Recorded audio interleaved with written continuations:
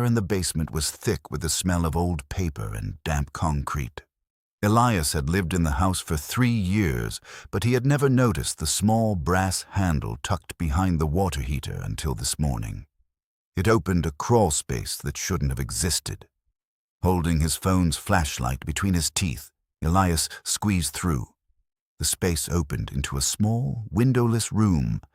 There was nothing inside except a single wooden chair facing a wall and an old, rotary-dial baby monitor sitting on the floor. He picked up the monitor. It was dead. No batteries, no cord. Yet, as he turned to leave, the speaker crackled with static. 42, 43, a child's voice, whisper thin and monotone. Elias froze. He looked at the monitor in his hand. The static grew louder, a jagged electric hiss that seemed to vibrate in his teeth. 44, 45. Elias scrambled back through the crawl space, his heart hammering against his ribs. He burst into the basement, shoved the water heater back into place, and ran upstairs. He locked the basement door and leaned against it, gasping for air. Silence filled the kitchen. Then, a soft click.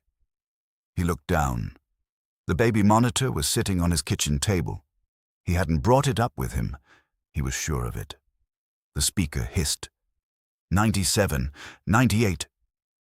Panic surged. Elias grabbed the monitor and threw it into the trash can outside, burying it under heavy bags. He drove to a diner miles away, sitting under the bright fluorescent lights until his hands stopped shaking. He told himself it was a prank or a hallucination brought on by the mold in the basement. He returned home after midnight. The house was still. He went straight to his bedroom, locking the door behind him. He climbed into bed, pulling the covers to his chin, staring at the ceiling. Then he heard it. A soft, rhythmic scratching coming from under his pillow. He sat up, his breath catching in his throat. He slowly reached down and pulled the pillow back. There, nestled in the center of his mattress, was the monitor. The static was gone. The voice was no longer whispering. It was screaming, a raw, distorted sound that tore through the small speaker. 100! The basement door downstairs, the one he had locked, creaked open. And then he heard the heavy, wet sound of footsteps beginning to climb the stairs, one slow step at a time.